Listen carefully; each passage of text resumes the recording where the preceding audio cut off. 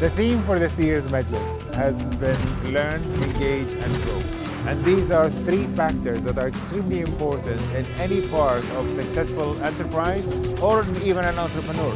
We cannot grow without learning, without being receptive to ideas, without being receptive to new concepts. We designed the program around those three key concepts, and we brought in speakers from around the world specifically to talk about these aspects of things. Initially, I started a couple of telco businesses, then I started working for a big corporate.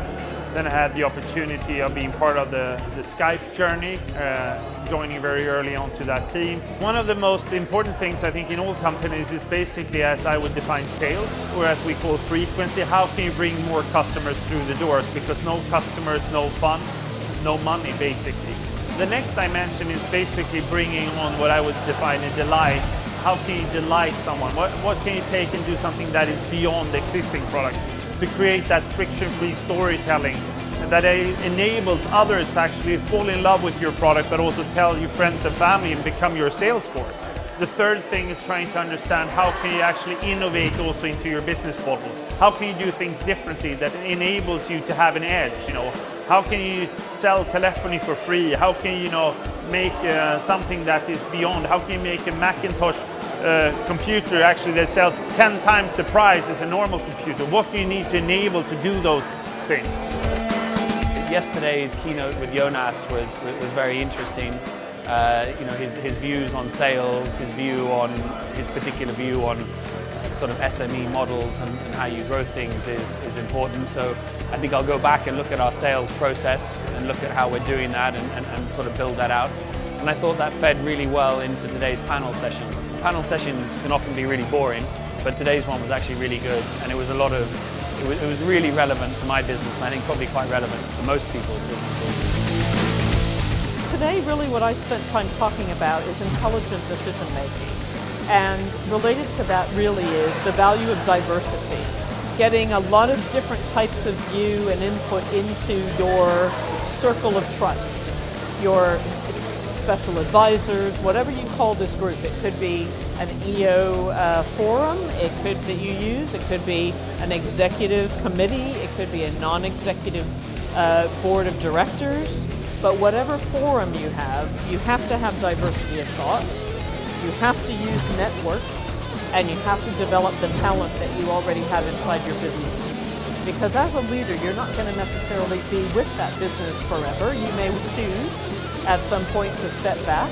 And when you do, you need a group of people who have the skills, who have the leadership capability to take your place. The speakers were so successful, but human at the same time. When they spoke about their human experiences in addition to their success. I started out my career as a rock and roll roadie, touring with big bands, Iron Maiden, Def Leppard, guys like that. And what led to the talk today was that I realized that when we were doing corporate work, unlike rock and roll, the shows themselves weren't strong enough. And I needed to try and help people get their message across and do jobs that way. So I started a company back in '98 that did that. And today's talk for me is some of the lessons that I picked up along the way by just being really bad at stuff. First of all, I think we're doing service wrong. I think we approach service in a way that it's about selling what you do really well. When in fact, I think great service is defined on the stuff you do that's not your job. When you can break someone's guessing machine, when you give them something they completely didn't expect, that would be it. Then I also think that it's in terms of innovation.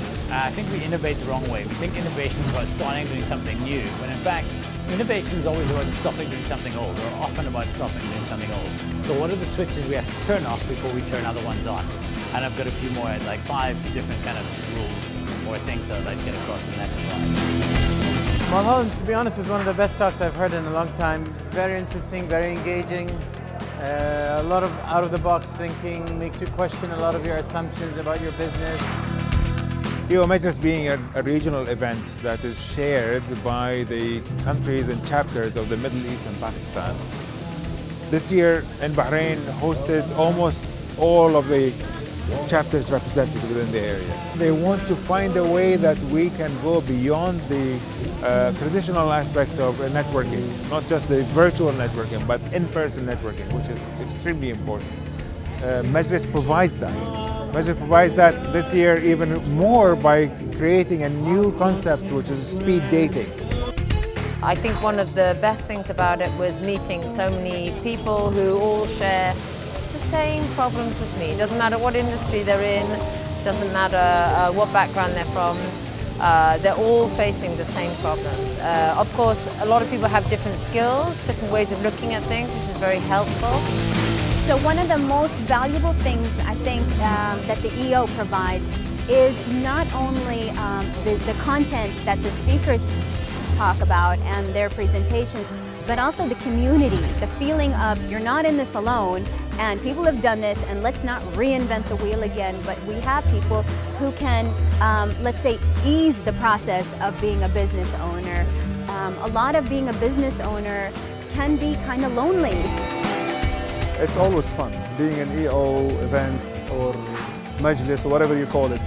It's a great opportunity to get with everybody, get away from the day-to-day operation, get away from the headache and live a great moments actually with it. The venues which were extremely special.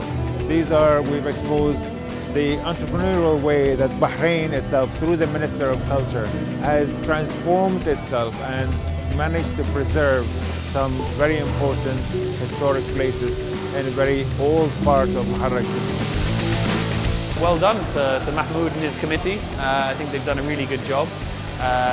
It's all been really well organised, everyone's felt really welcome.